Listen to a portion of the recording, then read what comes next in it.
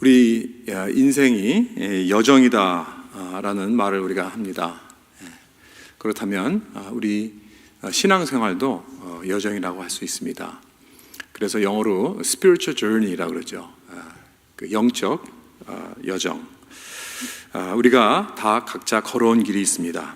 우리 하나님 백성이라면 우리의 여정에 다 이렇게 걸어오면서 중요한 그 마일스톤, 이정표들이 있습니다. 태어난 것부터 시작해서 그리고 예수를 믿게 된 날, 그리고 그 다음부터 또 일어난 여러 가지 일들을 통해서 돌아보면서 이렇게 우리의 여정이라는 곳이 있구나. 돌아보면 사실 하나님의 은혜가 아닌 게 없습니다. 그렇죠? 오늘 또 정말 은혜스러운 또 우리 헌금송을 이렇게 해주셨는데, 정말 돌아보면서 하나님께서 나를 이렇게 인도해 주셨구나. 저는 개인적으로 한국에 태어나서 어려서 미국에 와서 그 하나하나 다 이정표입니다.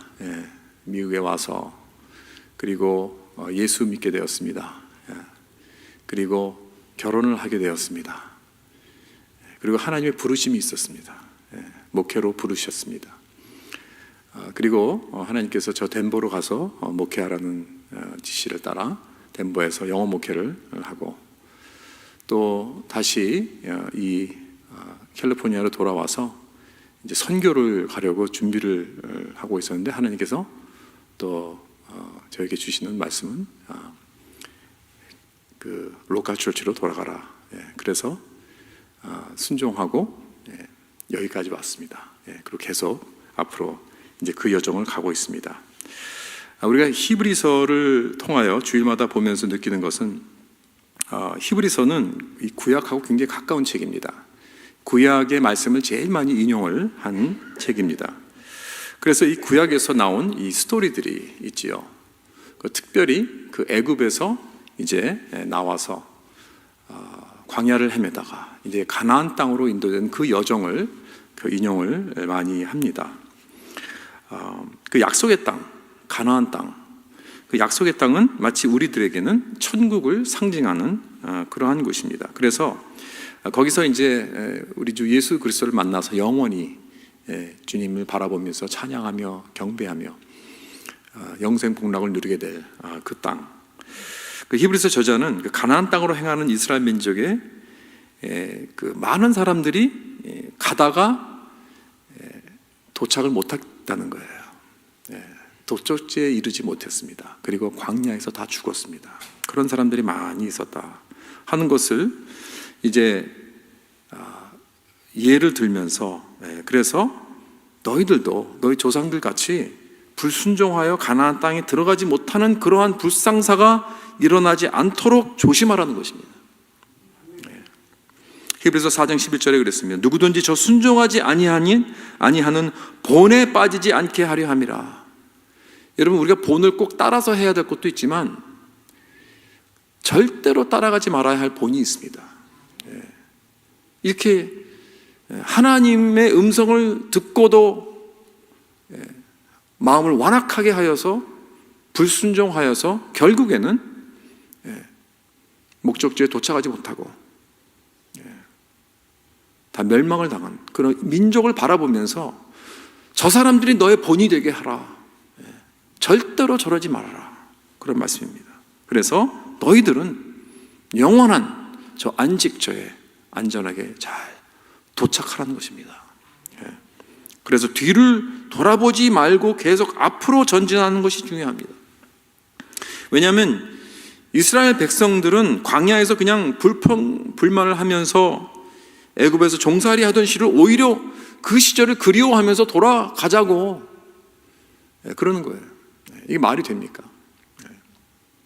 그럼 어떻게 해서 그들을 구원을 했는데, 그래서 여기까지 왔는데, 그러니까 돌아가자는 거예요. 그 시절이 좋았다. 그때가 좋았어요. 그런 말을 하는 거예요. 모세가 들을 때 얼마나 참 마음이 아프고 기분이 나빴겠습니까? 모세는 미디안 땅에서 양치면서 가족과 단란히 평안하게 잘 살고 있었습니다. 그러나 모든 걸 다 기법하고, 물론 하나님의 부르심에 순종하여서 가기를 원치는 않았지만 그래도 자기 동족이요 또 하나님께서 명령을 하셨기 때문에 순종하고 모든 거 다 버리고 그들을 위해서 애굽에 가서 그들을 딜리버하고 나와서 여기까지 이렇게 계속해 오는데 그들은 툭하면 불평불만하면서 옛날이 좋았지, 애굽의 때가 좋았지, 이런 말을 하는 거예요. 참 그 모세도 얼마나 그 마음이 답답했겠습니까? 하나님도 굉장히 듣기 섭섭했을 거예요.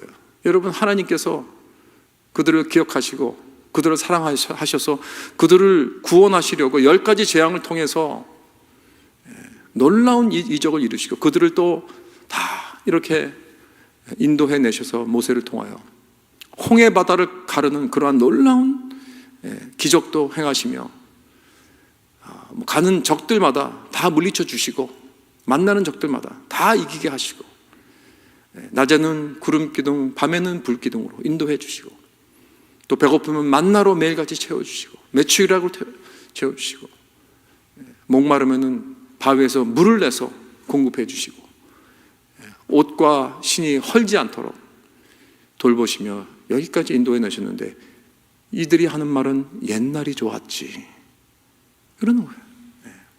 자꾸 돌아보는 거예요. 뒤돌아보는 것입니다. 참 여러분들도 가끔 저도 그런 말 들어요. 옛날 그때가 좋았지, 그런 말들을 하시더라고요. 우리도 그러잖아요. 그때 얘기를 서로 주고 나오면 그때가 좋았지. 여러분, 그때 좋았지 그런 말 자주 하지 마세요. 이거 좋은 거 아니에요. 물론 뭐 좋았을 수 있죠. 제 앞에서는 그런 말 하지 마세요. 저 섭섭합니다. 저도 농담이고. 어쨌든 우리는 자꾸 뒤를 돌아보려고 하지 말고 앞을 바라보고 나가야 됩니다. 앞을 바라보고 나가야 돼요. 미래를 바라보고 나가야 됩니다. 우리의 자녀들을 바라보고 나가야 됩니다. 우리의 후손들을 바라보고 나가야 됩니다. 계속해서 앞으로 전진해 나가야지 옛날 자꾸 그때 생각하면 그거 좋은 거 아닙니다. 그래서 여기 3장에서도 히브리서 저자가 말씀하고 있는 주제는 여기 그 6절과 이 3절, 14절에 나오는데 끝까지 굳게 잡고 있으라는 거예요. 그래서 끝까지 견디는 신앙, 이 얼마나 중요한지 모르겠어요. 6절에서는 우리 소망과 확신과 자랑을 끝까지 굳게 잡고 있으라고 했고 14절에서는 우리가 시작할 때 확신한 것을 끝까지 견고히 잡고 있으라.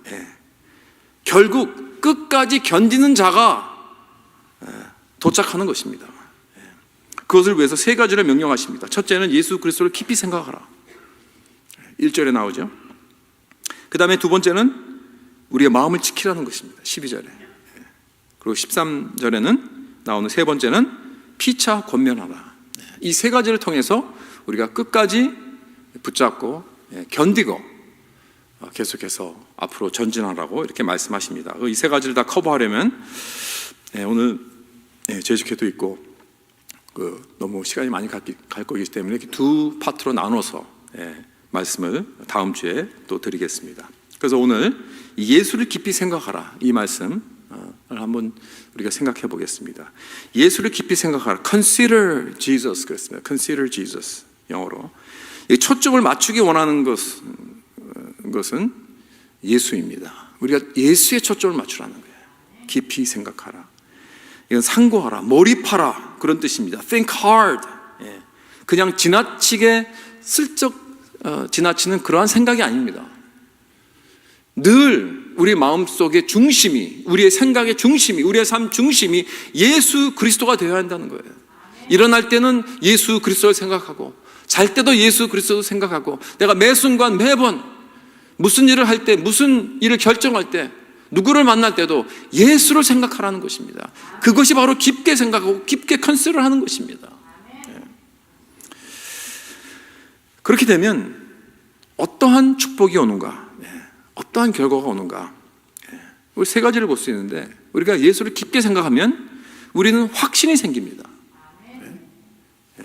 담대함이 생겨요. 우리가 가야 할 길을 갈팡질팡하지 않습니다. 주춤하지 않습니다. 내가 크리스천으로서 살아갈 때 내가 좀 자신이 없고 뭔가 내가 자꾸 갈팡질팡하는 이유는 내가 예수를 깊이 생각하지 않아서 그렇습니다. 내가 확신이 없는 이유는 예수를 깊이 생각하지 않아서 그래요. 내가 예수를 깊이 생각한다면, 내 생각을 예수로 픽스한다면 여러분, 모든 분야에서 우리는 확신이 생기는 것입니다. 의심이 없어집니다. 구원의 확신도 생기고요, 말씀을 믿는 확신이 생기고, 기도 응답에 대한 확신이 생기고, 어려운 환경 속에서도 하나님이 날 인도해 주신다는 이 확신이 있습니다. 그래서 우리 어제 아침에도 말씀을 나눴지만, 여러분 어떠한 상황을 만나도 하나님이 우리와 함께 하신다는 약속이 있잖아요. 그 약속을 우리는 확신하게 되는 거예요. 그래서 두려워할 필요도 없고, 우리는 걱정할 게 없는 게 하나님께서 나와 함께 하시니까, 절대로 떠나시지 않는다고 약속하셨으니까 우리는 어디를 가서 무슨 일을 만나도 두려워할 필요가 없어요. 주님이 나와 함께 하시잖아요. 그렇죠? 그래서 우리는 담대하게 되고 확신으로 앞으로 나아갈 수 있는 거예요. 늘 주님을 깊이 생각하면. 그러나 아무리 주님이 우리와 함께 계신다 할지라도 내가 주님을 깊이 생각하지 않으면 늘 불안한 거죠. 그 다음에 우리가 예수를 깊이 생각하면 자꾸 주위 사람들과 다른 사람들을 기웃거리면서 내 자신을 자꾸 비교하지 않습니다. 자꾸 남과 비교하는 사람들의 문제가 무엇입니까? 기준이 없어요. 확실한 이 추가 없습니다. 닷이 없어요. 우리는 닷을 탁 내리고 예수를 내가 깊이 생각하면 생각할수록 우리는요, 남과 비교하지 않습니다. 그럴 필요가 없는 거예요. 자꾸 우리는 그런 기준이 없기 때문에, 그런 목표가 없기 때문에, 에임이 없기 때문에 자꾸 내 자신도 비교하게 되고, 내 자녀들도 비교하고요, 내 집도 남과 비교하게 되고, 내가 가진 차도 비교하게 되고, 내 사역도 비교하게 되고, 자꾸 쓸데없이 남이 하는 것에 몰입하게 되는 거예요. 예수님에게 몰입해야 되는데 자꾸 남이 하는 것을 몰입해요. 그렇게 되면 결과는 무엇입니까? 결국 남을 비판하게 되든지, 아니면 내 자신이 그냥 철량해 보여서 열등감에 빠지든지, 그렇죠? 우월감 아니면 열등감에 빠지게 됩니다. 우리는 비교하면 좋을 게 하나도 없어요. 그걸 원치 않으십니다. 예수님도 제자들에게 그러셨습니다. 날 따르라. 다른 사람들이 상관하든 말든 그런 건 상관하지 말고 너는 나를 따르라 그러셨습니다. 그렇죠? 요한복음 마지막 부분에서 예수님께서 베드로에게 날 따르라고 하니까 베드로가 What about him? 그래요. 예수님께서 뭐라 그래요? 내가 올 때까지 그를 머물게 하고자 할지라도 내가 무슨 상관이냐? 너는 나를 따르라 그랬습니다. 남 상관하지 마라. 너는 날 따르라. 이것입니다. 자꾸 비교하지 말라는 거예요. 초점을 예수에게 맞추라는 것입니다. 내가 예수를 바라보고 예수님을 늘 생각합니다. 그럴 때 나는 남과 비교하지 않습니다. 열등감에 빠지지 않습니다. 우월감, 우쭐한, 교만 이런 거 빠지지 않습니다. 남 비판 하지 않고, 남이 나를 비판해도 괜찮아요. 예수님만 바라보면 괜찮습니다. 그 다음에 세 번째로, 우리가 예수를 깊이 생각하면 낙심하지 않습니다. 우리가 사람에게 초점을 맞추면 언젠가는 실망하고 언젠가는 좌절하게 돼요. 믿으세요. 사람을 바라보게 되면 아무리 그 사람이 뛰어나고 훌륭한 사람이라 할지라도 언젠가는 우리는 실망하게 됩니다. 왜? 결국 사람입니다. 목사도 사람이고요, 아무리 훌륭한 리더도 다 사람입니다. 그래서 저도 경험을 많이 해봤지만 너무나 훌륭하고 뛰어난 그런 분들에게 가까이 가면 갈수록 이게 자꾸 실망이 돼요. 좋은 점도 있지만 나쁜 점도 있잖아요. 그래서 저 사람도 그렇구나, 그저 그렇구나, 나 같은 사람이구나. 여러분도 혹시 제가 여러분보다 무슨 더 거룩하고 그런 것 같죠? 그건 사실이에요. 그러나 한참 보세요. 자꾸 생각해 보세요. 화납니다. 실망이 되고요. 방법 써서 별 수 없구나. 다 그렇게 되는 거예요. 여러분, 그렇기 때문에 우리는 사랑의 대상이고 용서의 대상이지 믿음의 대상이 아니에요. 우리가 오직 믿을 분, 우리가 오직 바라봐야 할 분은 예수 그리스도입니다. 그리고 여러분, 우리 목사가 해야 될 게 뭔지 아십니까? 우리 목사는 사람들을 자꾸 자기를 보게 하는 게 아니라 예수님을 보게 하는 게 우리의 직분입니다. 어떻게 하면 예수님을 따라가게 할 수 있을까? 예수님을 따라가고 예수님을 바라보고 예수님을 더욱더 사랑하고 예수님의 말씀만 순종해 나가는 그런 사람들로 만드는 게 바로 이 목사의 할 일입니다. 그렇죠? 성도들은 그래서 오직 예수만 깊이 생각하실 수 있기를 주님의 이름으로 축원합니다.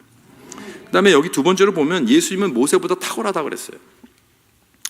우리가 깊이 생각해야 할 예수는 천사보다 우리가 훨씬 더 탁월한 분이라고 1장에서 우리가 쭉 봤습니다. 그런데 여기 3장에 오니까 여기 이 모세와 비교를 합니다. 그러면서 예수님의 탁월성을 모세와 비교하면서 말씀해 주고 있습니다. 모세는 구약에서 아주 훌륭한 아주 대표적인 인물 중에 하나이죠. 왜냐하면 하나님께서 율법을 모세에게 주셔서 모세가 율법을 받고 백성들에게 줬잖아요. 그래서 모세를 lawgiver라고 합니다. 율법을 백성들에게 준 사람. 그렇기 때문에 굉장히 중요한 사람이죠. 그래서 여기 2절부터 6절에 보면 이 두 사람을 비교하면서 모세도 신실했고 예수님도 신실한 것을 보여줍니다. 그렇죠? 2절에 그는 자기를 세우신 이에게 신실하기를 모세가 하나님의 온 집에서 한 것과 같이 하셨으니 그랬습니다. 그러니까 두 사람이 흡사한 것은 여기서 끝나요. 이제 두 사람을 대조합니다. 컨트라스트하고 있습니다. 구별합니다. 그 디스팅션이 뭐냐? 3절에 보니까 그는 모세보다 더욱 영광을 받을 만한 것이 마치 집 지은 자가 그 집보다 더욱 존귀함 같으니라 그랬습니다. 두 분 다 신실하지만 모세는 잠깐이고 예수님은 영원하신 분이십니다. 예수님의 영광은 더욱 크다는 거예요. 집을 지은 사람이 집보다 더 존귀한 것 같이. 그렇죠? 모세가 그 집의 종이라면 예수님은 그 집의 주인이십니다.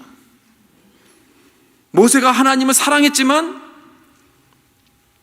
예수님은 하나님이십니다. 만물을 지으신 하나님. 아주 근본적으로 두 사람의 속성이 다르다는 것을 여기서 말해주고 있습니다. 그러니까 훨씬 탁월하다 하는 것을 우리가 볼 수 있어요. 근데 여기 5절에 보니까 모세는 장래에 말할 것을 증언하기 위하여 하나님의 집에서 종으로 충성했다고 했습니다.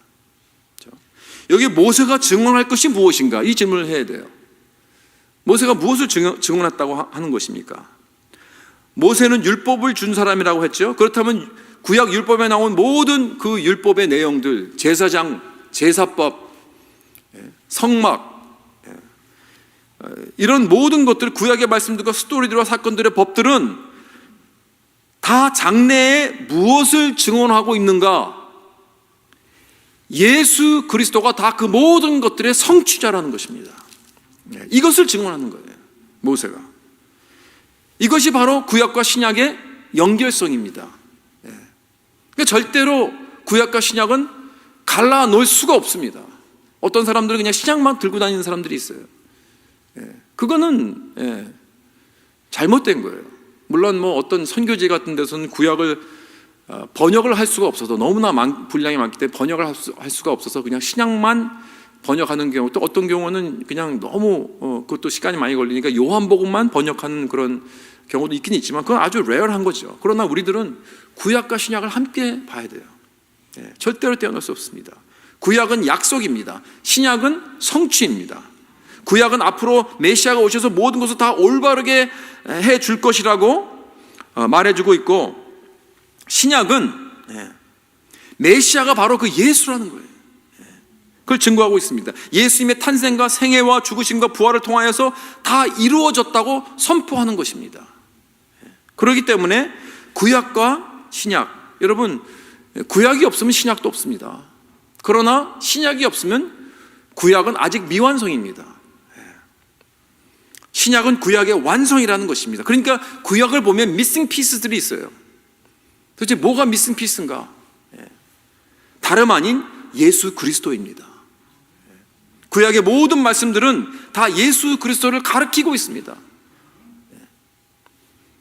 예수님께서 부활하시고 나서 엠마오로 가는 두 제자들을 만나서 그들에게 이렇게 말씀하십니다. 누가복음 24장 25절. 미련하고 선지자들이 말한 모든 것을 마음에 더디 믿는 자들이여, 그리스도가 이런 고난을 받고 자기의 영광에 들어가야 할 것이 아니냐. 다시 말해서 너희들은 성경을 보지도 못하느냐? 성경에 뭐라고 쓰여 있었느냐? 이사야 53장을 보라. 시편들을 쫙 봐라. 너희들이 기다리는 메시아는 고난의 메시아다. 그런 어떤 고난이 없는 그런 영광의 무슨 다윗과 같은 그런 메시아, 너희들을 구원해 줄 그런 메시아가 아니라는, 성경을 제대로 보면 참 메시아가 어떤 분이라는 걸 알 수 있다는 것입니다. 그래서 여기서 말하는 성경이란 뭐 마태복음, 마가복음, 누가복음, 요한복음 이런 걸 말하는 게 아니에요. 왜냐하면 그 당시에는 신약이 없었습니다. 여기서 말씀하는 성경은, 신약에서 말씀하는 성경은 다 구약이에요. 구약밖에 없었으니까. 그렇죠? 요한복음 5장 46절에도 똑같은 말씀을 하십니다. 모세를 믿었더라면 또 나를 믿었으리니 이는 그가 내게 대하여 기록하였느니라 그랬습니다. 이렇게 예수 그리스도가 빠지면 구약을 이해할 수가 없습니다. 구약을 꿰뚫는 열쇠가 바로 예수 그리스도입니다. 그렇기 때문에 예수 그리스도를 공부하는 사람이고 가르치는 사람이, 죄송합니다, 구약을 가르치는 사람이, 구약을 공부한 사람이 예수 그리스도를 빼먹는다면 그건 아무 소용이 없는 거예요. 우리는 가지고 있습니다. 아직까지도 유대인들은 예수를 메시아로 믿지 않기 때문에 그들은 헤매고 있죠. 아직도 기다리고 있어요, 메시아를. 그러나 우리는 메시아가 바로 예수 그리스도라는 것을 알고 그 관점으로 구약을 보기 때문에 우리는 구약을 다 알게 되는 거예요. 얼마나 중요한 말씀입니까? 자, 그 말씀이죠, 바로. 자, 그럼 오늘 핵심 구조로 돌아가서 6절을 보면서 크리스찬의 증거를 한번 봅시다. 크리스찬의 증거. 6절에 보면 그리스도는 하나님의 집을 맡은 아들로서 그와 같이 하셨으니 우리가 소망의 확신과 자랑을 끝까지 굳게 잡고 있으면 우리는 그의 집이라 그랬습니다. 예수 그리스도는 하나님의 집을 맡은 아들이라고 했어요. 그리고 마지막에 우리는 그의 집이라, 다시 말해서 우리는 그의 가족이라는 뜻입니다. 우리는 그의 백성입니다. 어떻게 하면? 컨디션이 있어요. 여기 분명히 만약에 우리가 소망의 확신과 자랑을 끝까지 굳게 잡고 있으면, 이게 컨디션이에요. 여러분, 우리가 크리스찬이라고 고백했을 때 그 확실한 증거가 무엇입니까? 누가 난 그리스도인입니다 라고 말한다면 그걸 어떻게 테스트할 수 있는가? 그 사람이 어떤 은사를 가지고 있느냐? 그게 아닙니다. 그 사람이 어떤 능력을 가지고 있느냐도 아닙니다. 저 사람은 정말 잘 섬기는 사람이야. 저 사람은 성경을 많이 아는 사람이야. 저 사람은 정말 사역에 능력이 있는 사람이야. 저 사람은 정말 많은 좋은 말씀들을 잘 가르치는 목사야. 정말 훌륭한 목사야. 이 정도면 우리가 크리스찬의 테스트에 패스했다고 할 수 있겠죠. 그런데 성경은 그렇게 말하지 않아요. 그런 것 가지고 테스트하지 않습니다. 능력도 아닙니다. 성품도 아닙니다. 사랑이 많은 것도 아니고요. 착하고 선한 것도 아니에요. 여기 뭐라 그러냐면 끝까지 견디는 거예요.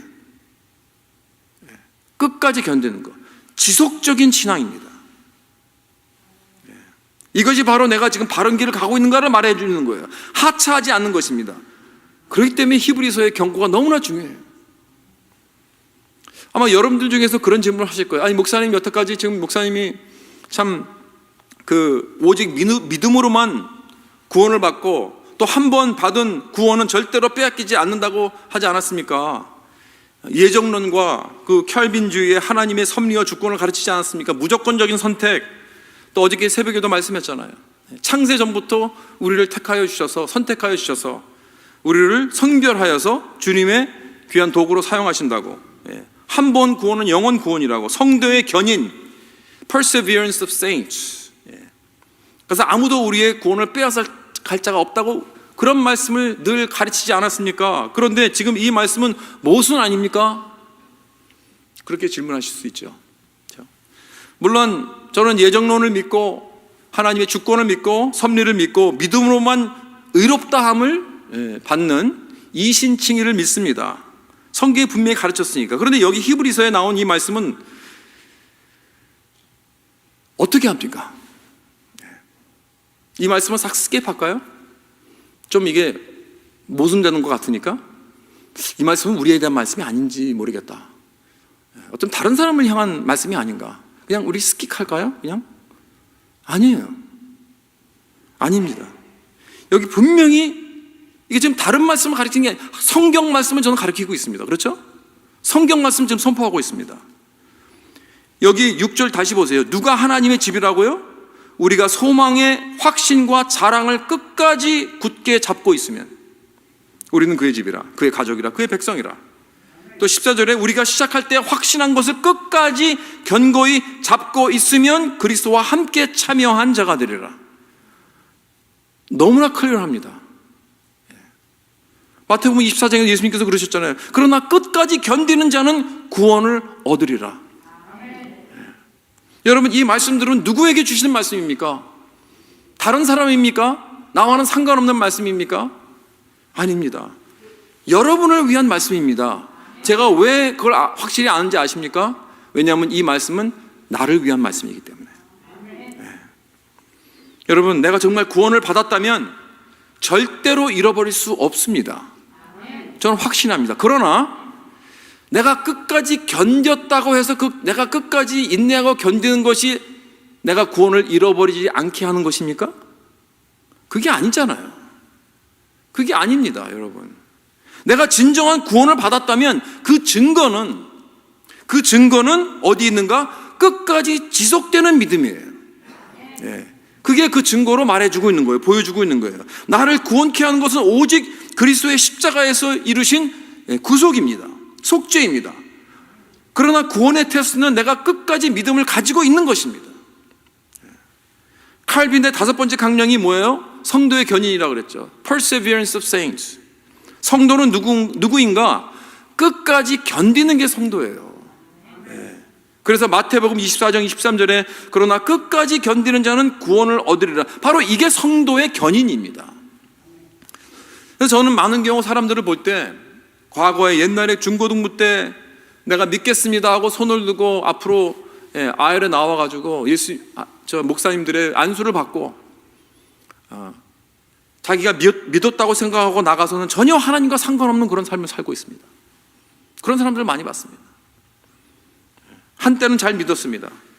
그러면서 과거에 섬겼던 일들을 이야기하고 자기가 과거 교회 생활 잘했다고 하면서 그걸 의존하면서 그래도 하나님 믿는다고 하면서 지금은 전혀 하나님 나라와 상관없는, 복음과는 상관없는, 교회와는 상관없는 그런 삶을 살고 있는 사람들이 생각보다 많습니다. 옛날에는 어땠는지 모르지만 지금 전혀 예수 믿음에 관심이 없어요. 하나님 나라에 전혀 상관하지 않습니다. 여러분, 구원이란 오늘을 말하고 있는 것입니다. Today is a day of salvation 그랬어요. 오늘이 구원의 날이라. 과거가 아닙니다. 이 다음에가 아닙니다. 내가 옛날에 어려서 예수를 영접했고 걸어 나온 것보다 더 중요한 것은 오늘 내가 복음의 진리 안에서 내가 걸어가고 있느냐.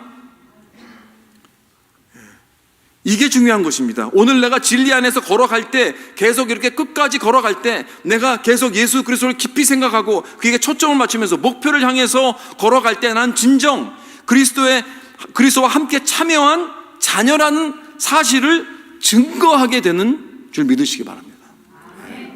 그렇다면 구원받은 진정한 크리스찬이 시험받아서 미끄러질 수 있나요? 미끄러질 수 있죠. 넘어지고 자빠지고 불순종하고 이리 걸리고 저리 걸리고 그럴 수 있죠. 저는 신앙의 여정이 이 풍랑을 만난 배를 타는 것 같아요. 여러분, 배 안에서 큰 파도를 만나고 풍랑을 만나보세요. 배가 뭐 그냥 막 완전히 막 뒤집히기 직전까지 가면요, 그 안에서 그 사람들이 그 살아남겠어요. 뭐 살아나겠지만 막 이리 부닥치고 저리 부닥치고 이리 미끄러지고 저리 미끄러지고. 그러나 이 오버볼드로 그냥 바닷속으로 떨어지진 않아요. 구원을 받은 사람이니까. 그러나 그 안에서는 이리 밀치고 저리 밀치고 넘어지고 자빠지고 빌업되고. 이게 바로 신앙을 살아가는 우리 크리스천들의 모습입니다. 파도가 오면 그냥 쿠탕탕 넘어지고 물도 먹고. 그러나 계속 그 파도와 풍랑을 파헤쳐 앞으로 나갑니다. 그 안에서는 막 뒤로 가는 것 같고 넘어지고 자빠지지만 앞으로 계속 가는 거예요.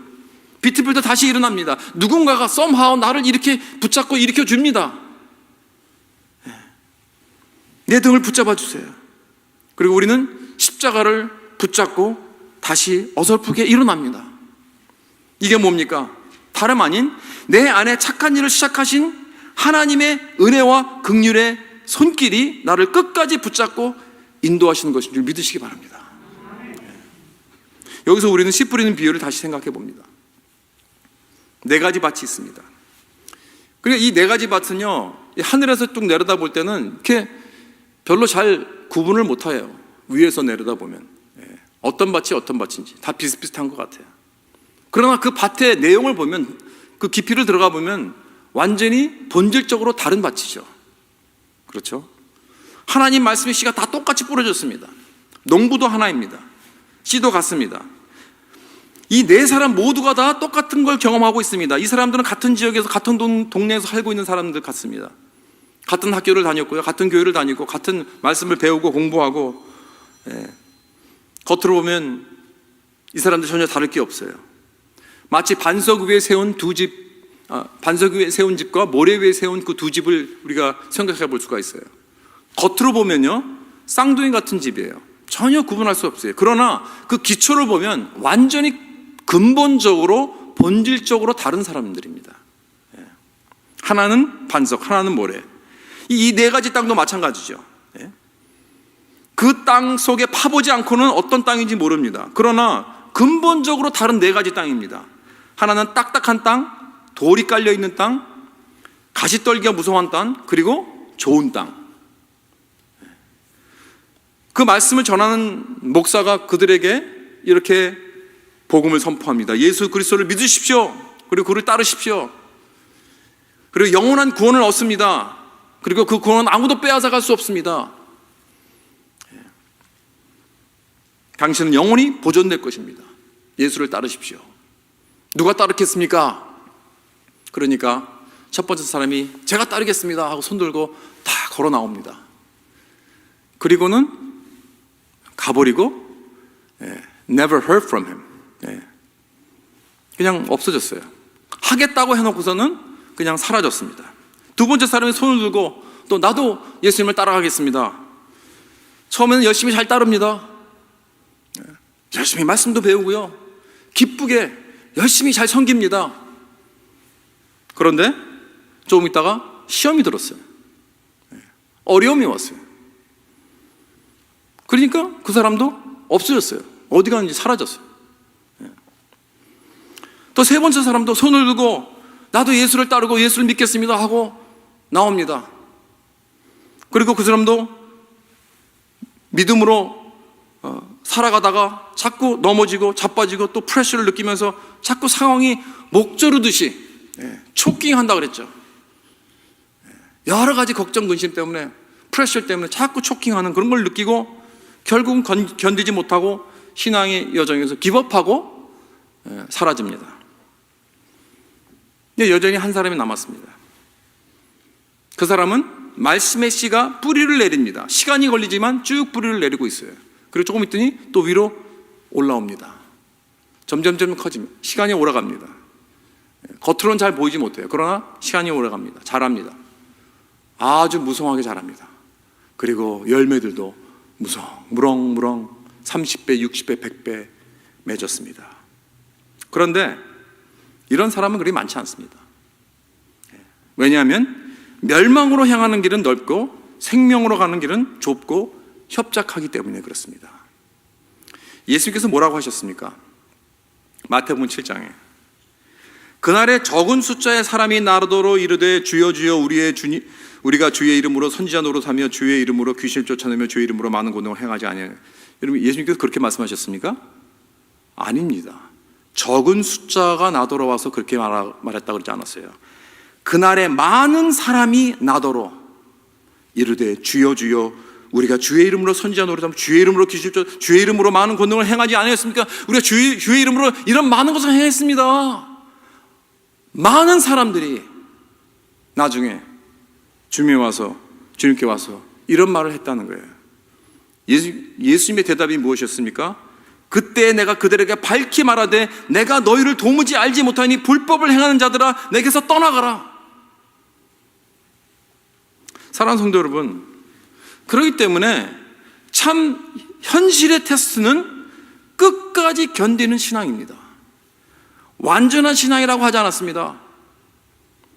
매일 바른 행동만 하고 매일 바른 말만 하고 실수가 없는 신앙이라고 하지 않았습니다. 신앙을 살아가다가 넘어지고 자빠지고 옷도 찢어지고 상처도 나고 좌절과 고통, 두려움, 의심 다 있습니다. 어떨 땐 반항할 때도 있습니다. 어떨 땐 더러운 모습을 보일 때도 있습니다. 주위 사람들을 실망시킬 때도 있습니다. 그러나 다시 십자가 붙잡고 일어납니다. 계속 앞으로 비틀비틀 쩔뚝쩔뚝 하면서 한 발자국 한 발자국씩 앞으로 나아가는 그러한 사람입니다. 저는 18살 때 예수를 영접했습니다. 아무것도 모르는 방황하던 티네이저였습니다. 그러나 예수님이 나를 위해 십자가에 달려 돌아가신 주님이심을 내가 확신하고 주님 내 마음속으로 들어오셨어요. 그래서 정말 나를 위해서 이렇게 놀라운 사랑을 베풀어 주시고 나 같은 죄인을 용서해 주신 주님, 나를 깨끗이 씻겨주시고 내가 주님의 아들이 되겠습니다, 주님의 자녀가 되겠습니다 하고 주님 앞에 손을 들고 제가 이 찬양을 즐겨 불렀는데, 나 주를 멀리 떠났다 이제 옵니다. 나 죄의 길에 시달려 주여 옵니다. 나 이제 왔으니 내 집을 찾아 주여 나를 받으사 맞아 주소서. 이 찬양을 즐겨 불렀습니다. 나 이제 왔습니다. 그래서 주님 앞으로 온 후 지금 40년이 지났습니다. 여기까지 왔습니다. 물론 쉽지는 않았습니다. 내 마음은 참 주님을 반항하는 그러한 경향이 있습니다. 방황하는 경향이 있어요. 이 세상의 쾌락과 물질의 유혹에도 빠지고 가시떨기 밭도 지나가면서 파도와 폭풍과 이런 것들을 만나면서 넘어지고 자빠지고 상처투성이 될 때도 있었지만 오직 주님의 은혜로 여기까지 왔습니다. 할렐루야. 여러분들도 다 주님의 은혜로 여기까지 왔습니다. 오늘 참 다시 우리 주한나 사모님이 부르신 그 찬양, 뭐 그 찬양 받고 다 우리가 은혜가 됐잖아요. 그게 바로 우리의 스토리입니다. 여러분과 저의 스토리입니다. 그렇죠? 그러나 나의 신앙 여정에 가만히 보면 위험도 많이 있었습니다. 그렇기 때문에 여기 히브리서에서 나온 경고와 주의를 우리가 정신 바짝 차리고 잘 들어야 합니다. 산에 올라가면요, 여러분 그 워닝 사인이 있어요. 산에 올라가시는 등산을 좋아하시는 분들 보면 이렇게 낭떠러지 같은 데 가까이 가면 거기에 그 사인이 있습니다. 가까이 오지 말라고. 잘못하면 미끄러져 넘어진다. 여러분, 저 사인이 있는 게 사람들을 이렇게 끌어모아가지고 이렇게 넘어뜨리게 하려고 하는 그 목적으로 저 사인을 갖다 붙여놨을까요? 아니면 저 사인이 있으면 결국은 우리는 eventually 다 그걸로 넘어간다는 그런 의미일까요? 아닙니다. 저 사인은 그냥 우리가 조심하지 않으면 넘어질 수 있다는 것을 경고하는 거예요. 떨어져 죽을 수 있다는 거예요. 그렇기 때문에 우리는 이런 경고의 사인을 우리에게 필요하고 우리는 주의 깊게 잘 봐야 됩니다. 가까이 가지 말아야 돼요. 왜냐하면 결국 마지막에는 견디는 자만이 구원을 얻는 거예요. 시작이 좋았지만 끝까지 견디지 못했다면 그 사람은 처음부터 아예 시작을 안 한 것입니다. 그냥 신용만 한 거예요. 교회를 아무리 다닌다 할지라도 겉모습만 있지 속은 없는 거예요. 땅은 다 없어요. 이게 가장 위험한 자리입니다, 여러분. 여러분, 가장 위험한 자리가 어디인지 아십니까? 하나님을 전혀 모르는 세상 사람들은 자기가 하나님을 모른다는 걸 압니다.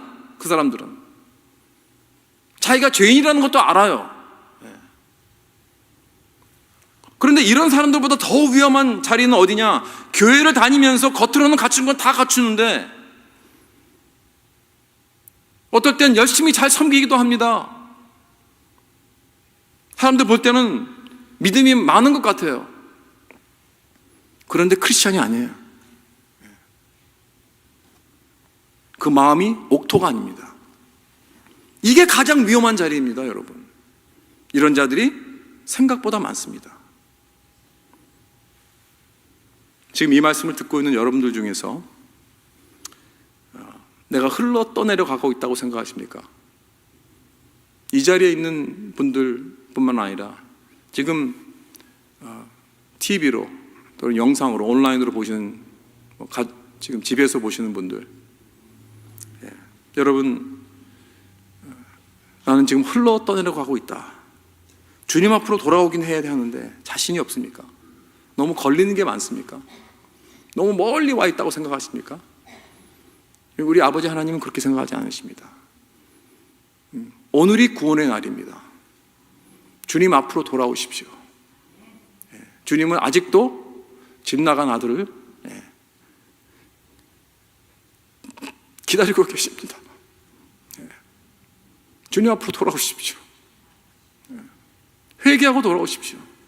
내가 아직 목숨이 붙어있는 한 나는 기회가 있습니다.